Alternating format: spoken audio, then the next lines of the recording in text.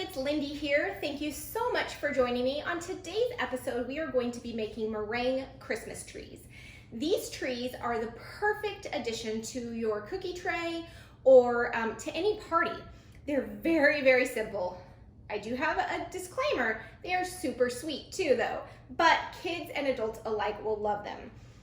You need to have meringue powder. I'm not going to show you how to make the meringue powder today just because every brand is different on the directions. I use the Wilton meringue powder.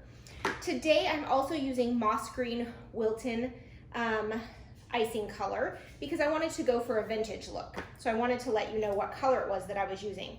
You are going to need a Wilton 104 tip, which is a petal tip. All right, so my suggestion is to use parchment paper, and we're going to be making Christmas tree shapes. So I'm actually drawing triangles on the back side of my parchment, and for today's purpose, I'm going to make them 3 inches tall by 2.5 wide. So my suggestion is to draw one of the top sides, then the bottom, and then connect up above, okay? Then you can go ahead and turn your paper over and you can see the outline, so it kind of just gives you a guide. I would also suggest putting it on a cookie sheet just because meringue takes hours to dry, and especially depending upon the humidity level where you live, it may take a really long time to dry. That way you can move them out of the way, okay? So we're gonna take our piping bag and we're going to fill it with the stiff royal icing that I've already made. And I made it, like I said, in the moss green, but I used a very small amount, so it made a really pretty vintage color.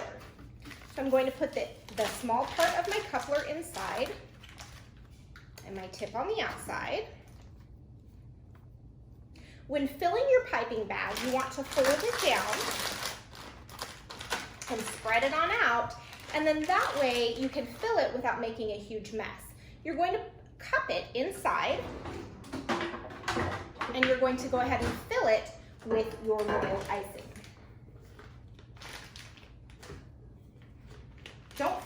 Don't feel like you have to use all of it at once. You can always refill the bag.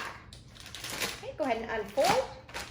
You're gonna push it all the way to the bottom, grab it between your thumb and your pointer finger, and twist.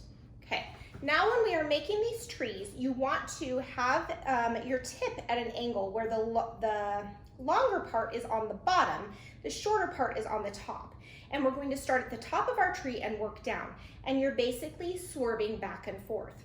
The great thing about royal icing is if you don't like how it looks, you can scrape it up, put it back in the bowl and reuse it. Just keep in mind, it does start to crust over pretty quickly, so that would be something you'd have to make a quick decision on to be able to use it again.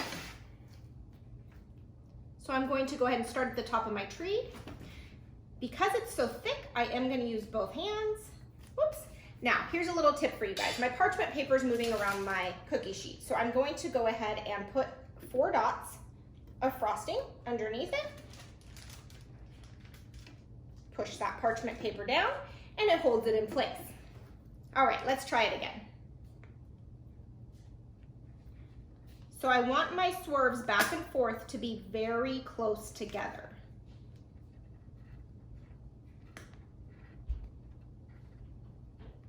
There we go. Okay, so I have my tree, and I'm using these really pretty pearls. They're actually Wilton as well. If you're using sprinkles, my suggestion is to pour them into a little bowl and then sprinkle them on. That way you don't get too many on there, okay? If you didn't want them just individually to serve, you could put a popsicle stick, which is also a cake pop stick, up in the bottom of these while they're wet, and then you could bag them and serve them that way. There we go.